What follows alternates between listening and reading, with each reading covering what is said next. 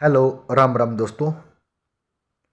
मैं अमित कुमार आप सभी का आपके अपने YouTube channel the brain education पर हार्दिक अभिनंदन करता हूँ। आइए, अब सारे अच्छों पर अपनी तैयारी वैसे ही कंटिन्यू रख रहे होगे। भैया हमारा चला हुआ कौन सा एसी थ्योरी। तो एसी थ्योरी के हमने 100 क्वेश्चन को कवर कर लिया और 50 क्वेश्चन हम आज कवर करेंगे, क्योंकि डेली के हम 50 के आसपास क्वेश्चनों को कवर करते हैं। ठीक है। सबसे मेन चीज़, जब जो बच्चा नेगेटिव कमेंट कर रहा है कि ये क्वेश्चन वहाँ से लिए, वो क्वेश्चन वहाँ से लिए, पढ़ने वाले बच्चे को सिर्फ पढ़ाई पर ध्यान देना चाहिए। ठीक है ना कि नेगेटिव कमेंट पर। जो बोल रहा है कि एग्जाम अभी नहीं होगा, वो पता क्यों बोल रहा है? वो सोच रहा है कि सिर्फ मेरी मेरी जॉब लग जाए। भाई, अगर किसी को मोटिवेट नहीं कर सकते ना, डीमोटिवेट भी किसी को नहीं करना चाहिए। सबसे मेन चीज़ ये है। ठीक है। पढ़ने वाला बच्चा कभी भी यूट्यूब पर धक्के नहीं खाएगा। सबसे मेन चीज़ तो ये है। ठीक है ना। तो मैं कंटेंट कहीं से भी लेके आ रहा हूँ। भाई बताओ, कंटेंट तो सबका सेम रहता है। क्वेश्चन तो यही है। ये बताइए, इस कंटेंट में क्या होगा? ये यूपीपीसीएल में 2015 में पूछा गया क्वेश्चन है। अब ये बताओ, अगर वो क्वेश्चन भी यही पढ़ा रहा ना पीवाईक्यू में, तो इसमें मेरी क्या गलती है? गलती उसकी क्या है भाई? कंटेंट तो वही है जो पिछले क्वेश्चन पिछली बार पूछा गया था, वही पढ़ा रहे हैं आपको। लेकिन आप लोग सोच रहे हैं कि कोई अलग पढ़ाई। भाई कंटेंट इससे अलग हो ही नहीं सकता, तो क्या ही पढ़ाएंगे? ठीक है ना। इसी थ्योरी का हम लगभग 300 क्वेश्चन को कवर करेंगे, तो हमारी 5 से 6 क्लास में ये कवर हो जाएगा। ठीक है। आज आपका पहला क्वेश्चन है, एसी परिपथ में एसी मीटर काम करता है। तो कैसे काम करता है? वर्ग माध्यम मूल द्वारा, चरम मान के द्वारा, मध्य मान के द्वारा, या मध्यम वर्ग मान के द्वारा? भाई करो कमेंट अपना आंसर। तो एसी परिपथों में एसी मीटर काम करता है। कैसे करता है? किसी बच्चे को पता है? किसी बच्चे को बताओ, अपना आंसर कमेंट करो। तो ये करता है आरएमएस वैल्यू, वर्ग माध्यम मूल के द्वारा। ऑप्शन नंबर ये इसका करेक्ट आंसर हो जाएगा। ठीक है। और जितने न्यूमेरिकल है उनका खुद सॉल्व करके आंसर कमेंट करना है। ठीक है। जितने न्यूमेरिकल बनेंगे तो मैं एक अलग वीडियो में आपको सबको उसका रिवीजन करवा दूंगा, लेकिन आप इस पर न्यूमेरिकल में सिर्फ आपको आंसर ही बताऊंगा मैं, लेकिन निकाल के आपने देखने हैं। निम्न में से कौन सा संयोजन में उभयनिष्ठ उदासीन बिंदु होता है? उदासीन बिंदु होता है एल स्क्वायर एक्स में, सिग्मा में, ओमेगा में, या डेल्टा में? तो बताओ उदासीन बिंदु कौन से में होता है? किसी को पता है? जिस भी बच्चे को पता है वो आंसर जरूर कमेंट करो। तो ये होता है L square star L square x में। ठीक है। ऑप्शन नंबर ए में। ठीक है। यदि स्टार संयोजन परिपथ में फेज वोल्टेज का मान 240 वोल्ट है, तब उसकी लाइन वोल्टेज, ये इतना मोस्ट इंपोर्टेंट क्वेश्चन है भाई, बहुत बार पूछा गया है ये। 440 हो जाएगी, 120 हो जाएगी, 415 हो जाएगी, या 400 हो जाएगी? बताओ भाई, यदि एक स्टार संयोजन परिपथ में फेज वोल्टेज का मान 240 वोल्ट है, तो लाइन वोल्टेज कितनी हो जाएगी? किसी को पता है? तो लाइन वोल्टेज हो जाएगी 415 वोल्ट। Option number B. किसी एलसी परिपथ में एल प्रेरक तथा सी कैपेसिटर में दौलत की आवृत्ति होती है। भाई बताओ कितनी होती है दौलत की आवृत्ति? तो ये 1/2 pi under root L C होती है, या 2/2 पाई अंडर रूट एल बटा सी होती है, या होती है 1/2 pi square C divide L होती है, या 2 pi L C under root होती है? तो ये होती है 1/2 pi under root L C होती है। कौन से में? ऑप्शन नंबर ए में। इसका ऑप्शन नंबर ए आ जाएगा। ठीक है भाई।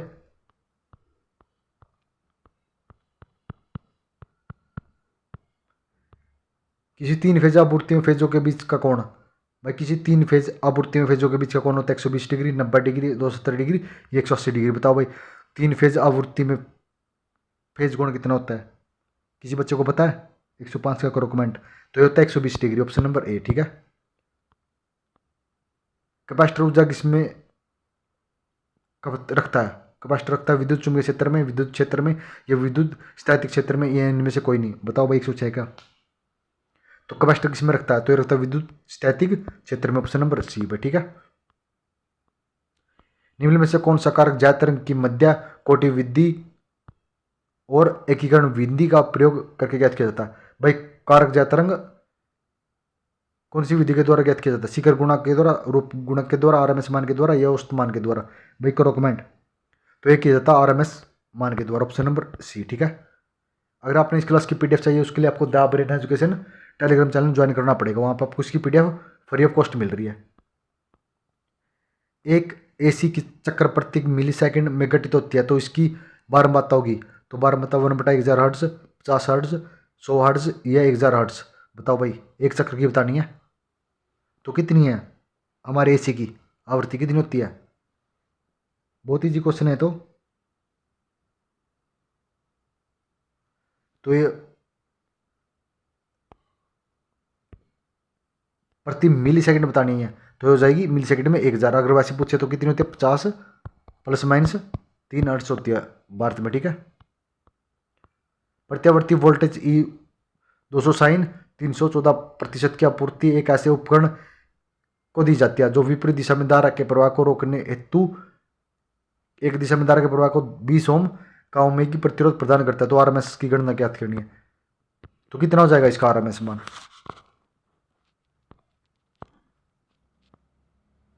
तो बताओ 109 का, तो इसका आरएमएस मान होता है लगभग 5 ओम, 5 एम्पियर के। कौन से में, ऑप्शन नंबर सी में, ठीक है। किसी गीजर पर 1500 वाट और 250 वोल्ट लिखा है, तो उसे 50 घंटे तक 250 वोल्ट के मैच में संयोजित रखा जाता है। तो 2.20 प्रति सेकंड किलोवाट घंटे की दर से बिजली की कुल कितना हो जाएगा, बतानी है भाई। इसकी यूनिट ज्ञात करनी है भाई, कितने रुपए हमें देने पड़ेंगे कितने टाइम में, प्रति घंटा, ठीक है। तो मैंने भाई इसको 50 घंटे तक काम किया है, तो इसका आंसर आप कमेंट करोगे निकाल कर। वो भी जो बच्चा सोच रहा है ना, वो नेगेटिव कमेंट करेगा, मेरी तैयारी इतनी है, मेरी तैयारी इतनी है, वो कमेंट कर देना, इस क्वेश्चन का पता लग जाएगा भाई, ठीक है।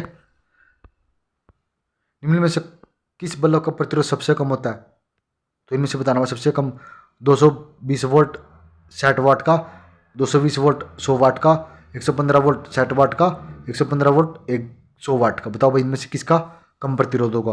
111 का करो कमेंट। तो ये होता है 115 वोल्ट 100 वाट का, ठीक है, ऑप्शन नंबर डी, ठीक है ना। कितने का, ऑप्शन नंबर डी। तो ये अपना निकाल के देख लेना। तो इनमें तीनों की बतानी है भाई, कौन कौन से, 1 2 और 3 की। 1 2 3 की कितनी हो जाएगी, अगर किसी बच्चे को बताओ तो बताओ। अगर हम इनका वो करेंगे ना, एलसीएम निकाल के अगर हम तीनों की गुना करेंगे तो लगभग कितनी आ जाएगी इसकी, तो आ जाएगी 0.2, ठीक है। इसके समथिंग आ जाएगी, ठीक है। निकाल के देख लेना आप एक बारी। उस उपकरण जो निश्चित अवधि के दौरान किसी उपभोक्ता को अधिकतम मान को रिकॉर्ड करता है उसे कहते हैं। अधिकतम मान को रिकॉर्ड करने वाला किसे क्या कहते हैं, एनर्जी मीटर, फ्रिक्वेंसी मीटर, अधिकतम मान सूचक या मल्टीमीटर। तो इसको कहा जाता है भाई अधिकतम मान सूचक कहा जाता है, ठीक है। इनमें से कौन सा अल्टरनेटिव करंट प्रत्यावर्ती धारा का लाभ है, तो इनमें से कौन सा अल्टरनेटिव करंट प्रत्यावर्ती का धारा का लाभ है। इसमें 6.600 वोल्ट की अधिकतम वोल्टेज होती है। इसमें इसके द्वारा संचालित मोटर की गति बदलना मुश्किल होता है। उच्च वोल्टेज के कारण कमियां इसके लिए खतरे हैं। एसी में उपयोग की जाने वाली पतली तार के कारण वोल्टेज ड्रॉप अधिक होता है। बताओ भाई क्या जाएगा, तो इसमें 6.600 वोल्ट की अधिकतम वोल्टेज होती है। ऑप्शन नंबर इसका करेक्ट आंसर है भाई, ठीक है। एसी सर्किट में पावर घटक निम्न में से किसके बराबर होता है, तो एसी सर्किट में पावर घटक किसके बराबर होता है। शून्य के वोल्टेज और करंट के बीच कोण का कोसाइन, प्रतिक्रियाशील ऊर्जा वोल्टेज और करंट के बीच के कारण के साइन में। बताओ भाई एसी सर्किट में पावर घटक किसके बराबर होता है, करो 115 का कमेंट। तो ये होता है वोल्टेज और करंट के बीच कोण का कोसाइन। ऑप्शन नंबर 20 का करेक्ट आंसर हो जाएगा। 3 फेज डेल्टा कनेक्शन की लाइन धारा फेज धारा के बराबर फेज धारा का 1/√3 गुणा या फेज धारा का √3 गुणा, ये उपरोक्त में से सभी। बताओ भाई 116 का, तो ये हो जाती है फेज धारा का √3 गुणा, ऑप्शन नंबर सी। अर्ध तरंग दृष्टकारी ज्या तरंग की आकृति गुणक फॉर्म वेक्टर क्या होगा, तो किसका बताना भाई। अर्ध तरंग दृष्टधारी ज्या तरंग की आकृति गुणक बताना, मतलब फॉर्म वेक्टर निकालना। तो कितना हो जाता है 117 का, बताओ भाई। तो बताओ भाई 2/π√3, 2π√3 या π/2√2 या π/2। तो इसका आ जाएगा भाई लगभग 2π और √3। कौन से में, ऑप्शन नंबर ए में। तो इसका ऑप्शन नंबर ए आ जाएगा भाई, ठीक है। शिखरमान और जैवक्रिय धारा में वोल्ट का औसत कितना 2 एम्पियर है। 1.44 1.414 और 1.272 एम्पियर है। तो फॉर्म वेक्टर गुणा की गणना, तो इसको हम अगर कैलकुलेशन करेंगे कितना आ जाएगा इसका आंसर, करो भाई कैलकुलेशन करेंगे तो हम इसका लगभग 1.1 पॉइंट ऐसा कुछ आ जाएगा। इसमें कौन से में ऑप्शन नंबर ए में 1.11, ठीक है ना। जितने न्यूमेरिकल बनते हैं वो सब न्यूमेरिकल भाई 1-2 क्लास में आपको मैं वो अच्छे से कवर करवा दूंगा। न्यूमेरिकल आप बाद में कर लेना, ठीक है। लेकिन जो अब सेशन चले हुए हैं 3-4 सेशन चले हुए हैं भाई हमारे, उन सेशनों को बहुत अच्छे से कर लो भाई, आपकी नहीं पार हो जाएगी। सबसे मेन सेशन आएगी हमारा जो चला हुआ 10,000 MCQ, वो भी हैंड राइटिंग नोट्स होगी। अगर आपने वो क्वेश्चन अच्छे से कर लिया ना, क्योंकि लास्ट टाइम वहाँ से पता कितने 68 क्वेश्चन आए थे, 65 के इस बार भी चांस है। एक एक क्वेश्चन का स्क्रीनशॉट लगा दूंगा भाई, ये क्वेश्चन इस क्लास से इस पेज से आया है। लास्ट टाइम एक पेज से 3-3 क्वेश्चन भी देखने को मिले थे भाई। थोड़ा सा विश्वास कर लो, जो 50-60 बच्चे जुड़े हुए ना, आप विश्वास बनाए रखो। आप जिस दिन एग्जाम दे के आओगे ना, आप ये बोलोगे कि सर हमने पेड वाले से बेटर आपसे पढ़ा है, आपका पढ़ाया हुआ क्वेश्चन हमारे यहाँ से कवर होगी, ठीक है ना। तो एक अधिकतम वोल्टेज 23√2 वोल्ट है। तो एक ज्यादा तरंग का शिखर गुणक का मान क्या हो जाएगा, तो बताओ भाई कितना हो जाएगा। तो ये हो जाएगा 1.414, कौन से में ऑप्शन नंबर सी में होगा, ठीक है। एक विद्युत अवयव सिद्धांत को किस प्रकार विनिष्ट किया जा सकता है। एक विद्युत अवयव सिद्धांत को किस प्रकार विनिष्ट किया जा सकता है। ओमियम मान और वोल्टेज से, वोल्टेज और धारिता से, ओमियम मान और वाट संख्या से, या वाट संख्या और धारिता से। तो भाई करो 120 का आंसर कमेंट। तो इसको किया जाता है वोल्टेज और धारिता से, ठीक है। धारा का औसत मान उसके RMS मान में सदैव होता है, तो ज़्यादा होता है, कम होता, बराबर होता है, ये कम या बराबर। तो बताओ भाई एक धारा का औसत मान RMS मान से सदैव क्या होता है, तो सदैव कम रहता है, ऐसे रहता है, ठीक है। कौन सा समीकरण इसके दोनों कोणीय W व्यक्त करता है। तो इनमें से बताओ भाई कौन करता है। तो हमने W बराबर बताना है, तो W बराबर होता है 2 पाई गुणा F, कौन से में ऑप्शन नंबर बी में, तो इसका ऑप्शन नंबर बी आ जाएगा, ठीक है। तो एक सिग्नल का औसत मान ज्ञात करना भाई, क्या क्या दे देगा 0.1234, ठीक है, और ये टाइम दिया हुआ है। तो इसका औसत मान कितना हो जाएगा, और इसकी वोल्टेज है 20 वोल्ट। तो इसका आता भाई 6.67 वोल्ट, ऑप्शन नंबर ए में है भाई, ठीक है। AC परिपथ में क्या 200 वोल्ट 50 हर्ट्ज स्रोत से 1000 वाट की सक्रिय शक्ति और 1000 वोल्ट प्रतिगत शक्ति लेता है। तो स्रोत में RMS बताओ भाई, RMS मान क्या हो जाएगा इसका, तो इसका हो जाता है 5√2A। तो कौन से में ऑप्शन नंबर ए में है भाई, ठीक है। कालांतर में प्रत्यावर्ती धारा वह होती है जो अन्य मात्रा की अपेक्षा बाद में अपने उच्चतम या शून्य मान पर पहुंचती है। तो कौन सी होती है, जैव प्रक्रिया होती है, पश्चवर्ती होती है, कोटिज्या होती है, अग्रवर्ती होती है। भाई बताओ 125 का, तो ये होती है पश्चवर्ती, जिसे हम लैंगिक भी बोलते हैं, ठीक है। ठीक है भाई, क्लास हमारी 13 मिनट की होगी। आज हम सिर्फ 25 क्वेश्चन ही करेंगे, क्योंकि ज़्यादा लंबी क्लास आपके लिए हानिकारक है, मेरे को पता लग गया। भाई जितनी 10-10 मिनट के सेशन करोगे ना, उतने ज़्यादा आपके लिए अच्छा रहेगा, क्योंकि 10 मिनट में आपका कंटेंट भी बहुत सारा मिल जाएगा। जितनी लंबी क्लास होगी आपका कंटेंट कम होता चला जाएगा भाई।